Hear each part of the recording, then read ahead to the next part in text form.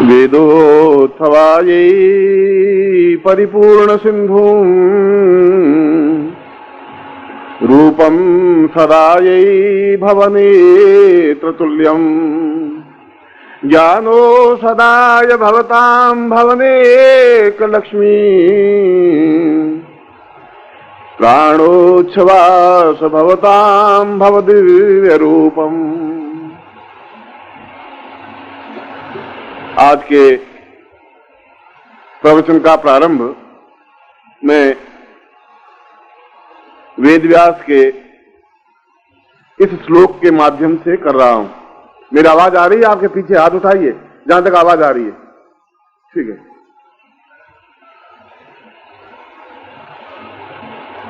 वेदव्यास ने इस श्लोक में कुछ ऐसा तथ्य उजागर किया है जो हमें समझने के लिए बाध्य करता है। वेदव्यास वो ऋषि हैं जिन्होंने ऋग्वेद काल से लगा करके और परीक्षित काल तक जो कुछ भी घटनाएं घटित हुई आर्यों की, आर्य कहां से सिंधु नदी से रवाना हुए, क्या हुआ, कैसे ऋग्वेद की रचना हुई, कैसे पुराण बने, किस प्रकार से उन्होंने साधनाएं की, कौन से मंत्र थे, उनकी जीवन की घटनाएं क्या थी, उन सबको जो एक जगह एकत्र किया उनको पुराण कहा गया। और वो सब बिखरी हुई जो घटनाएं थी, विश्वामित्र और वशिष्ठ और कणाद और अत्रि और पुलस्त्य, उन सब की जीवन की घटनाओं को, उनकी साधना की घटनाओं को जिन ग्रंथों में लिख करके एकत्र किया गया वे पुराण कहलाए। इसीलिए वेदव्यास को बहुत महत्ता दी गई है।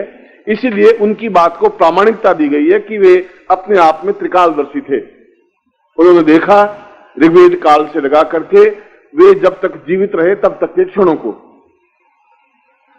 इस श्लोक में भी ऐसी एक बात संपादन की गई है, द्वापर युग के कृष्ण की बात। जब कृष्ण बड़े हुए ग्वाल बालों के बीच में और एक राजा का पुत्र वासुदेव, अपने आप में मथुरा के उच्च कोटि के राजा, और उनके राज्य को कंस ने जबरदस्ती हड़प करके राजा बन बैठा। मूल तो राजा तो वही थे वासुदेव, और उनको जेल में डाल देने की वजह से अपने पुत्र को बचाने के लिए उन्होंने उसको गोकुल भेज दिया, नंद के पास में। और जैसे ग्वाल बालों के बीच में एक व्यक्ति बड़ा होता है, लड़का बड़ा होता है, वैसा वो गायें चराते हुए यमुना नदी पर घूमते हुए गोपियों के साथ छेड़खानी करते हुए, मगर राजपुत्र के लक्षण थे नहीं।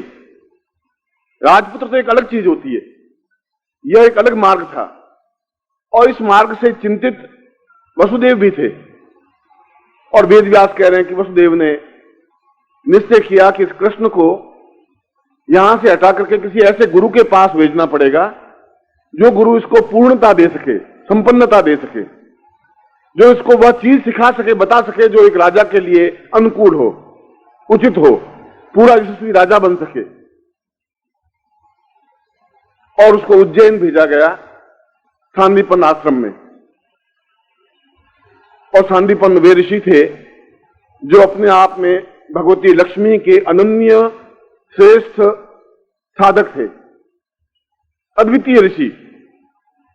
केवल संसार में भृगु के बाद में और ये चौथे ऋषि थे जिनको संजीवनी विद्या ज्ञात थी, मरे हुए व्यक्ति को जीवित कर देने की क्रिया।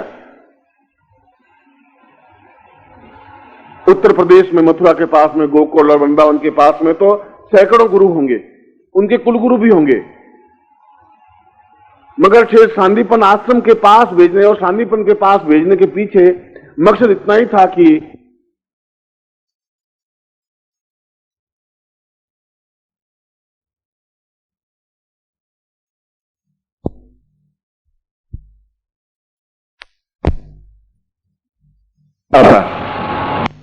अगर वो जो तारों की तरह टिमटिमाए, ऐसे 1000 पुत्र भी मुझे नहीं चाहिए। इसकी अपेक्षा तो मैं एक पुत्र ही ज्यादा चाहता हूं जो सूर्य के समान प्रखर तेजस्वी हो, विदीप्यमान हो, चमकीला हो, रोशनी युक्त हो। 1,00,000 तारे भी क्या करेंगे आकर के। और मैं तुम्हें ऐसा सूर्य बनाने के लिए सांदीपन के पास भेज रहा हूं दो बातों के लिए। मेरी इच्छा है कि तुम वहां, सैकड़ों गुरु तो हैं, मगर लक्ष्मी से संबंधित अद्वितीय मंत्र और साधनाएं और सिद्धियां केवल सांदीपन के पास में। और जब तक घर में लक्ष्मी प्राप्त नहीं हो पाएगी, तब तक जीवन में पूर्णता भी नहीं प्राप्त हो पाएगी। जीवन एक अधूरा अधूरा सा रहेगा, मरा हुआ सा आदमी रहेगा, चाहे वह राजा हो, चाहे सामान्य व्यक्ति हो, चाहे गृहस्थ हो, और चाहे सन्यासी हो, चाहे योगी हो। अगर सन्यासी का बहुत बड़ा आश्रम नहीं है, मठ नहीं है, 5000 शिष्यों को भोजन कराने की क्षमता नहीं है, तो मठ भी उजाड़ रहेगा, वो भी जीवन में सफलता नहीं पा सकता। और दूसरी पंक्ति में वासुदेव ने कहा कि कृष्ण, ये मत समझो कि लक्ष्मी आसानी से प्राप्त हो जाती है। पुरुष पुरातन की वधु क्यों न चंचला होए। लक्ष्मी एक जगह टिकती नहीं। आज मेरी जेब में 100 रुपए हैं, अभी ये केवी द्विवेदी आएगा, मैं 40 रुपए उसको दे दूंगा, तो लक्ष्मी मेरे पास निकल के केवी द्विवेदी के जेब में चली जाएगी। और वो पुष्पों का हार खरीदने के लिए जाएगा तो 20 रुपए वहां से निकाल करके तीसरे के हाथ में चले जाए, लक्ष्मी उसके हाथ में चली गई। लक्ष्मी एक जगह टिकती नहीं। आपकी जगह आपने 100 रुपए मुझे भेंट चढ़ाएंगे, आपके पास से लक्ष्मी मेरी जेब में आ गई। लक्ष्मी बराबर चलती रहती है, और इसलिए चलती रहती है कि पुरुष पुरातन की वधु, वह विष्णु की पत्नी है और विष्णु बुढ़ा है, बहुत प्राचीन है। और प्राचीन या बुढ़े व्यक्ति के पास में जवान औरत नहीं रह सकती कृष्ण, इसलिए वो चंचला रहेगी रहेगी। इसको काबू में रखना आसान नहीं है, बहुत कठिनाई है। और यदि उसको काबू में रखना है तो कुछ मंत्रों के माध्यम से ही बांध सकते हो, साधना के माध्यम से बांध सकते हो। नारी को वश में करना आसान है ही नहीं। अजानो रावण और लंका और कंस सैकड़ों पैदा हो गए और मर गए। द्रौपदी एक अकेली पैदा हुई, महाभारत युद्ध करवा के चली गई, लाखों लोगों को मरवा दिया। बैठे रहो तुम, गीत गाते रहो। एक ही औरत थी, महाभारत युद्ध द्रौपदी की वजह से हुआ। राम रावण लड़ते ही नहीं बेचारे, केवल सीता पैदा हुई और पूरा रामायण समाप्त कर दिया, रावण के वंश को समाप्त कर दिया। एक नारी भी बहुत कुछ कर सकती है वास्तव, तुम सामान्य मत समझो बात को। और इसीलिए मैं तुम्हें सांदीपन के पास भेज रहा हूं कि तुम वहां एक यशस्वी और सूर्य के समान उद्भट, उज्जवल और अनुपमीय लक्ष्मीपति बन सको। ऐसा साम्राज्य कि तुम्हारे मुकाबले में कोई साम्राज्य नहीं हो। इस श्लोक में 2-3 बातें स्पष्ट हुई। वह उसके एक अनुभव की बात थी कि एक तो यह कि बिना साधनाओं के लक्ष्मी प्राप्त नहीं हो सकती, परिश्रम से लक्ष्मी प्राप्त नहीं हो सकती, जैसा कि कल भी मैंने आपको समझाया। आप परिश्रम करके तो केवल दिन भर में 100, 200, 250, 500 रुपए कमा सकते हो, उससे जीवन में यशस्वी नहीं बन सकते, सूर्य के समान तेजस्वी नहीं बन सकते, बिरला टाटा नहीं बन सकते। और दूसरा यह कि साधना करने पर भी लक्ष्मी को कंट्रोल करना, नियंत्रित करना बड़ा कठिन काम है। वह इतना आसान नहीं है। वह तो एक जगह से दूसरी जगह, दूसरी जगह तीसरी जगह घूमती रहती है, उसको अपने आप में बांध करके रखना संभव नहीं है। इसीलिए विश्वामित्र ने कहा था कि मैं इतने सालों तक तेरी साधना करने के बावजूद भी अगर तू नहीं आई है, तब मैं तंत्र प्रयोग करूंगा और मैं उस स्थिति को लाके खड़ा कर दूंगा। तुझे मेरे घर में आना ही पड़ेगा और मेरे घर में रहना ही पड़ेगा।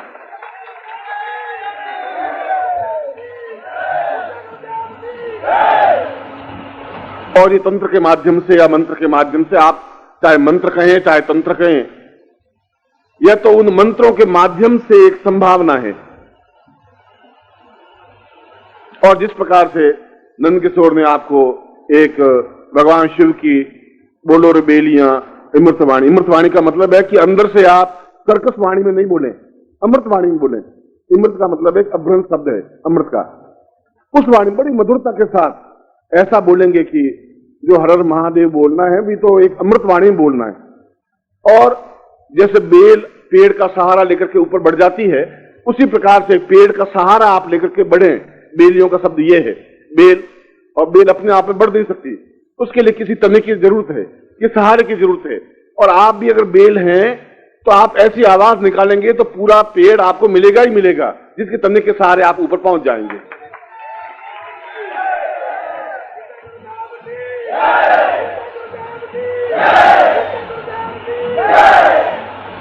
और हर हर वाणी का तात्पर्य यह था कि हर का मतलब है नाश करना, समाप्त करना, हरण करना। जो भी मेरे पाप हैं, मेरे दोष हैं, मेरे छल हैं, मेरे कपट है, मेरी न्यूनता है, मैं साधना नहीं कर पाता हूं, उसका हरण हो जाए, समाप्त हो जाए और मैं अमृत वाणी युक्त बोल सकूं, साधनाएं कर सकूं। और इस प्रकार का शब्द जब तक आपके हृदय से पूर्ण उच्छ्वास के साथ, पूर्ण प्राण चेतना के साथ, क्योंकि अभी जब आप बोलते हैं तो केवल अपने होठों से बोलते हैं, बहुत जोर लगा देते हैं तो गले से बोलते हैं, प्राणों से नहीं बोल पाते। और प्राणों से बोलने वाला व्यक्ति यहां से जब बोलता है तो पूरे ब्रह्मांड में बात गूंजती है, केवल भिलाई में गूंजने से कुछ नहीं होगा। आप बोले और पूरा ब्रह्मांड नहीं सुने तो फिर जीवन का कोई अर्थ नहीं होता, जीवन का कोई महत्व नहीं होता, फिर देवता नहीं सुन पाएंगे। क्योंकि लक्ष्मी तो क्षीर सागर में विष्णु के भगवान के पास बैठी हुई पैर दबा रही है और पानी बह रहा है, वो भी ठीक बंबई बहुत दूर है यहां से, कहां तक तुम्हारी आवाज पहुंचेगी? भिलाई के बाहर ही नहीं पहुंच पाएगी तो लक्ष्मी तक नहीं पहुंच पाएगी।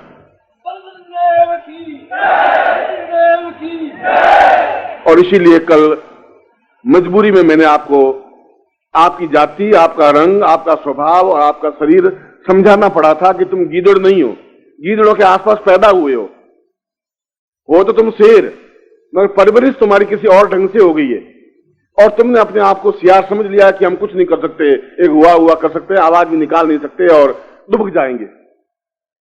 आवश्यकता है तुम्हें एक हुंकार भरने की, एक प्राण चेतना जागृत करने की, आवश्यकता बेल बनने की और ऊपर उठने की क्रिया। बेल बनकर भी मर जाए तो बेल से कोई फायदा नहीं, उसकी इच्छा हो कि मैं ऊपर उठूं और फिर कोई ऐसा सहारा मिल जाए। उसी प्रकार के जीवन में जो बात कृष्ण के पिता ने, वसुदेव ने कृष्ण को समझाई और जो वेदव्यास ने उस श्लोक में स्पष्ट किया, वही बात मैं आपको वापस 5000 वर्षों बाद समझा रहा हूं कि जीवन में कुछ भी सार्थकता नहीं बन सकती जबकि हम जीवन में आर्थिक दृष्टि से संपन्न नहीं हो जाए। और कल मैंने फिर लक्ष्मी का अर्थ समझाया था कि हमारा सौंदर्य, हमारे जीवन, हमारी प्राण चेतना, हमारे पुत्र पौत्र, बंधु बांधव, घर बार, यश सम्मान, प्रतिष्ठा, ये सब कुछ लक्ष्मी के अंतर्गत है। अभी अनीश ने पानीपत में उसने काम किया और यहां पर जो माइक पे बोल रहा था उसका संकल्प नहीं था, संकल्प शब्द गलत था, वह याचना थी, उसकी इच्छा थी। उसने पानीपत में भी कहा था कि मैं 108 दीक्षा लेना चाहता हूं, मैं कहा अभी टाइम नहीं आया है, तुम नहीं ले पाओगे। कि गुरुजी मैं लखपति हूं, मैं जानता हूं यहां पर पानीपत के प्रत्येक कंकर के नीचे एक लक्ष्मी दबा हुआ है। अगर दिल्ली में चले जाएं चांदनी चौक में तो एक कंकर उठाएं तो 2 लखपति नीचे दबे हुए हैं। लखपति होना बहुत बड़ी बात नहीं है, उसमें यदि भाव नहीं है दीक्षा लेने का, समर्पण होने की क्रिया नहीं होगी, तब तक दीक्षा देने से कोई फायदा नहीं होगा। सामान्य दीक्षा दी जा सकती है, धन्वंतरी दीक्षा दी जा सकती है, 108 दीक्षाएं तो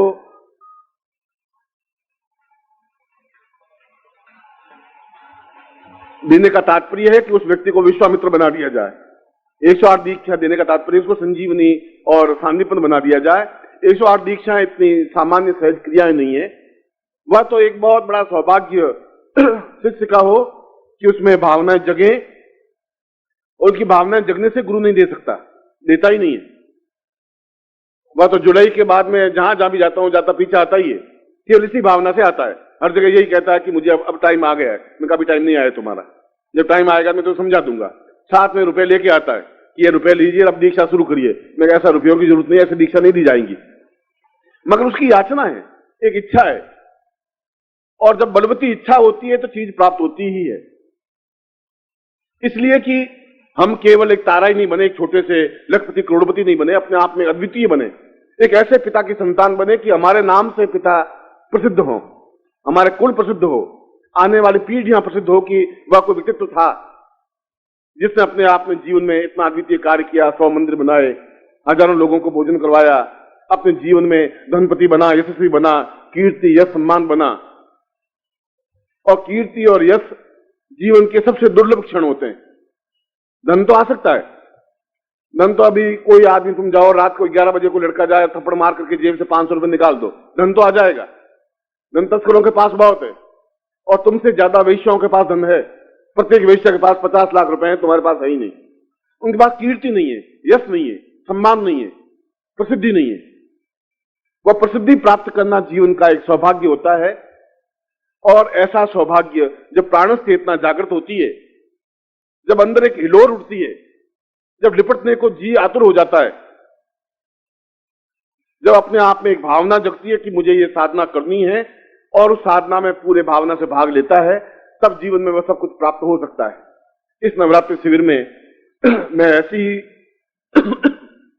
स्थितियां देना चाहता हूं, एक एक स्टेप से, वन बाय वन, कि उसके बाद आपको ऐसा करना चाहिए।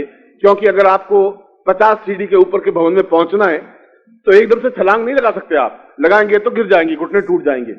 मुझे आपको बताना है कि अब आप एक सीढ़ी चढ़े, फिर दूसरी सीढ़ी, फिर तीसरी सीढ़ी, मगर इस नवरात्रि में पूरे भवन तक पहुंचा दूं, अगर आप मेरे साथ होंगे तो।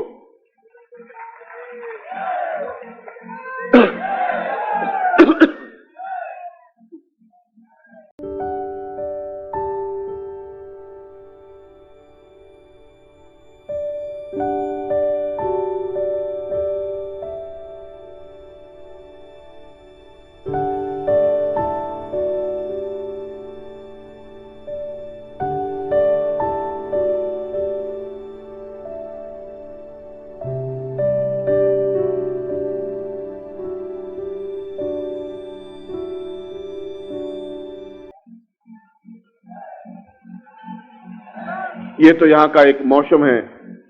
और भिलाई नगर में मेरा सौभाग्य है कि मैं कम से कम अभी तक 25 करोड़ मच्छरों के संपर्क में आ चुका हूं, और भी मुझे अभी 9 दिनों में काफी कुछ सौभाग्य मिलेगा।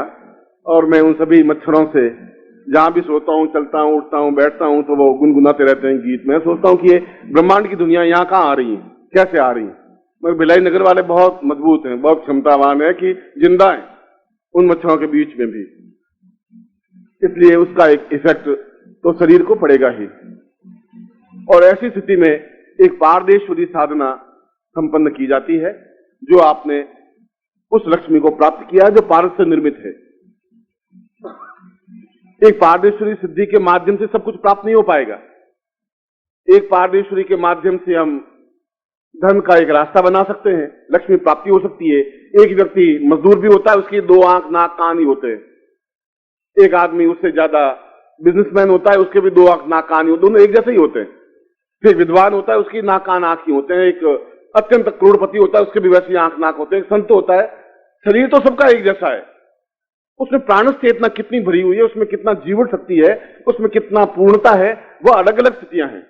पारमेश्वरी लक्ष्मी तो सबकी एक जैसी होती है, चाहे सांदीपन ने कृष्ण को दी हो, चाहे विश्वामित्र ने राम को दी हो, और चाहे मैंने आपको दी हो।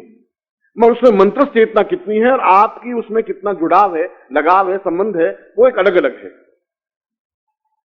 मैं आज वैसी ही साधना व प्रयोग जो मैंने कल आपको कहा था, उस प्रयोग को संपन्न करवा रहा हूं। और ये प्रयोग यदि रिकॉर्ड होता हो तो रिकॉर्ड करना चाहिए, क्योंकि ये शब्द, ये दुनिया, ये मंत्र दूसरी बार जीवन में प्राप्त हो नहीं पाएंगे। और मैंने जीवन में ये सौगंध खा रखी है कि एक प्रयोग दूसरी बार नहीं कराऊंगा, कहीं पर भी, पिछले 50 सालों में भी।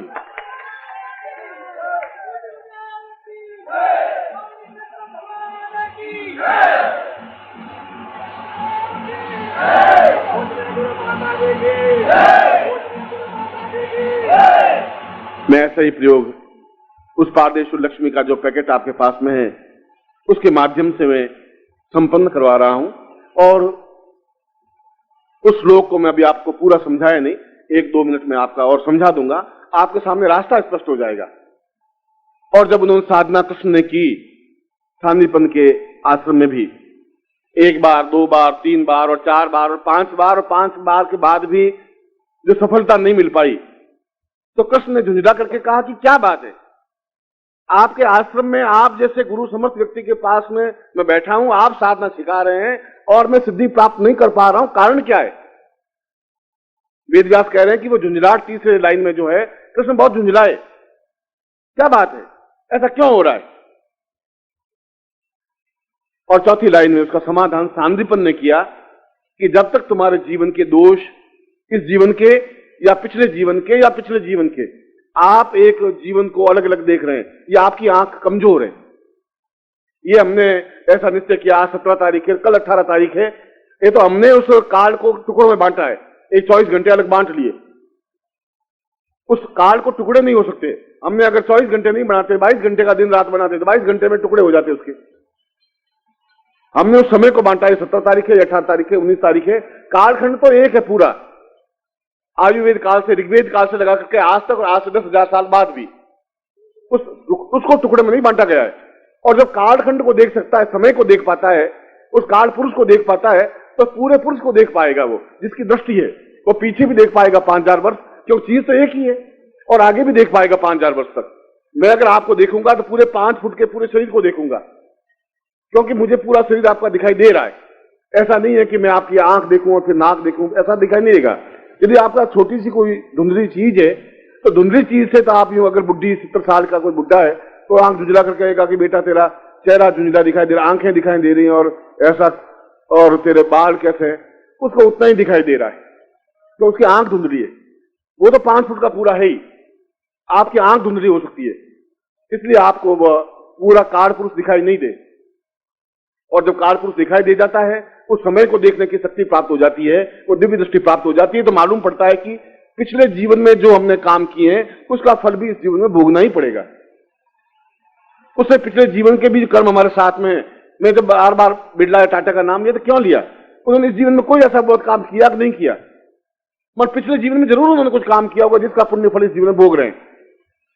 इस जीवन में जिन्होंने, एक ब्राह्मण है, बहुत सदाचारी है, बहुत सात्विक है, रोज भगवान का भजन करने वाला है, और उसके जब 22 साल की उम्र में उसका लड़के की मृत्यु हो जाती है और समझ नहीं पाता कि भगवान का ज्ञान है ही नहीं, वो बहुत झुंझला जाता है, कहां भगवान है? मेरे जैसा सदाचारी, कभी झूठ नहीं बोला, कभी पाप नहीं किया, क्यों 22 साल का एक लड़का मेरे कंधों पर उठ के चला गया? उसको यह ज्ञात नहीं होता कि ये कोई कर्म तुम्हारे पिछले जीवन के भी है। इसलिए सांदीपन कह रहा है, कृष्ण जब तो पिछले जीवन के कर्मों के फल जो तुमने अच्छे किए बुरे किए, अच्छे फल किए तुम राजा के यहां जन्म लिया, और अच्छे फल किए तो मेरे पास पहुंच गए।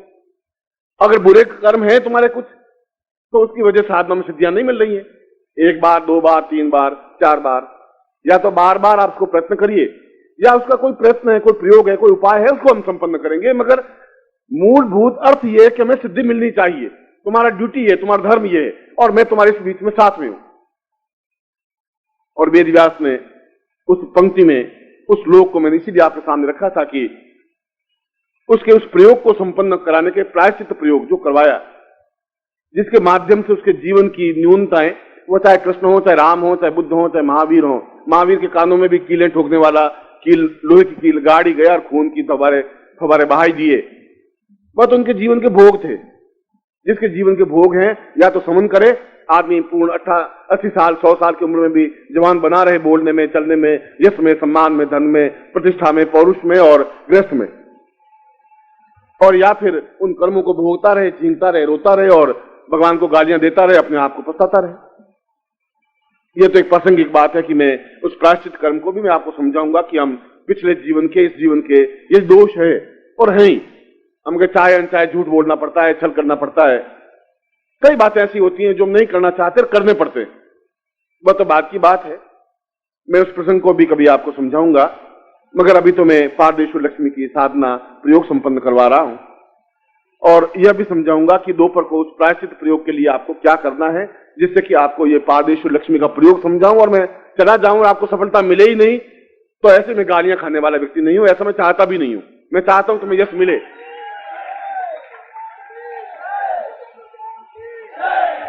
अपने जीवन की चादर पर मैं ऐसा कोई धब्बा नहीं लगाना चाहता, ऐसे कोई कालिख लगाना नहीं चाहता कि आपने कहा और गुरुजी हमने तो पिछले साल भर करते रहे, हुआ कुछ नहीं, मंत्रों में कुछ होता ही नहीं गुरुजी, ऐसा मैं शब्द नहीं सुनना चाहता।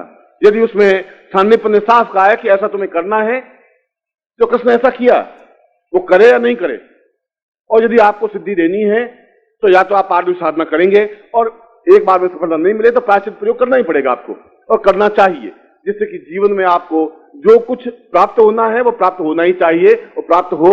यही एक तने का महत्व है, और यही बेल का महत्व है कि वो उसे लिपटे और लिपट करके ऊपर बढ़े। यह पेड़ का एक संदेश है, उस लताओं के नाम, बेल के नाम या शिष्यों के नाम गुरु के द्वारा। मैं आपको अब उस प्रयोग के लिए आप अपने पैकेट को, जो आपके सामने पैकेट है, खोल दीजिए, और उसमें जो सिद्धि फल है, पारदेश्वर लक्ष्मी है, उसको बाहर निकालिए, रखिए।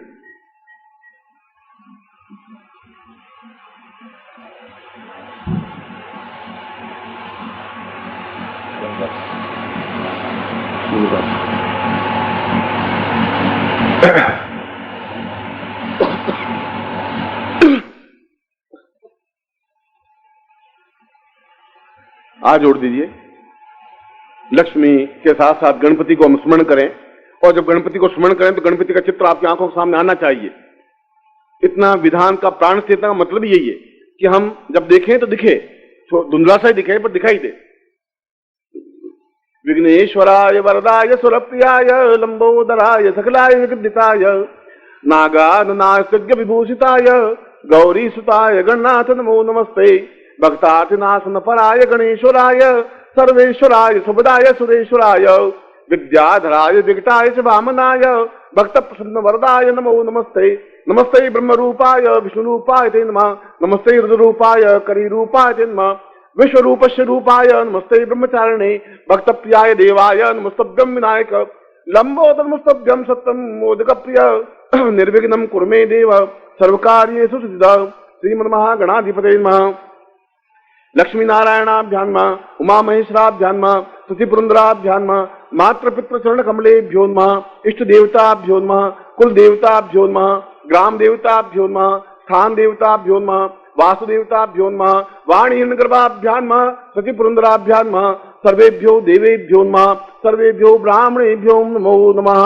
तत्रादुषां पादेषु लक्ष्मीतां पुरुषभ्यं संपर्दे शिखा बंधनम। अब चोटी के गांठ लगाइए, या जहां चोटी का स्थान है वहां स्थान पे हाथ लगा दीजिए।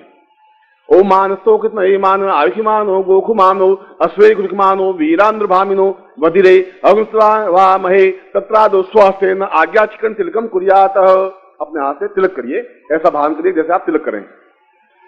नमो सुनंताय सहस्रमूर्तये सहस्रपादाक्षरूर्बाहवे सहस्रनाम्ने पुरुषाय शाश्वते सहस्रकोटि युगधारणे नमः। हर्षे गंधाम पांतो तत्रादु पुरुषाम अथोस्मानम सूर्यम प्रणम्य। सूर्य को प्रणाम करिए।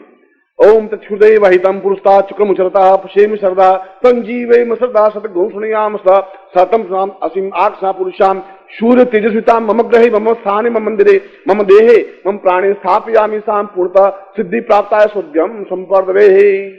आप नीचे कर लिए। 10 दिक्पालेभ्यो नमः। हाथ जोड़ के 10 दिशाओं को आप प्रणाम करें। पूर्वे इंद्राय नमः। भो इंद्रम सा पुरुषम यमान नमः। दक्षिणे यमान नमः। पश्चिमे वरुणाय नमः। उत्तरे कुबेराय नमः। अग्रजान्तां विष्णुवे नमः। पृथ्वी वासुक्ये नमः।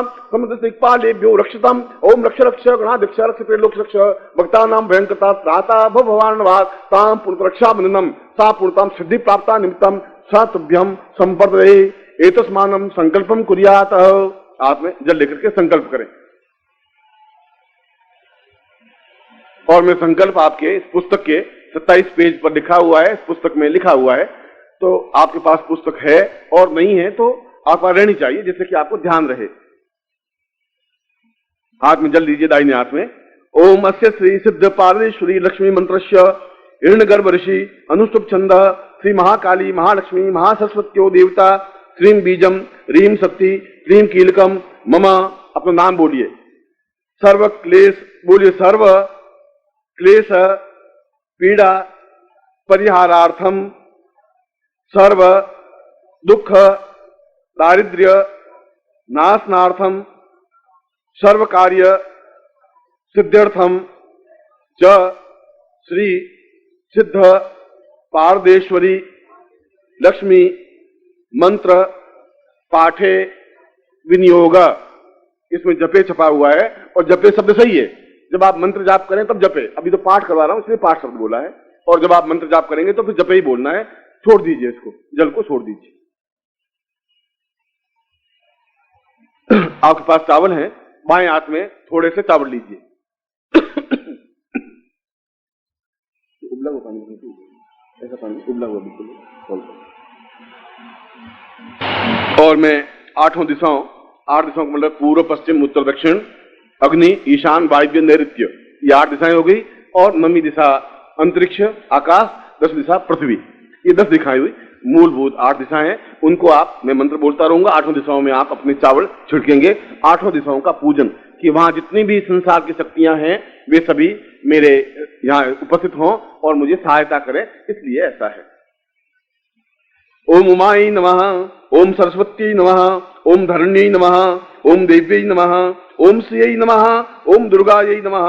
ओम गायत्री नमः। ओम उषायै नमः। अब आप अष्ट शक्तियों का पूजन करें।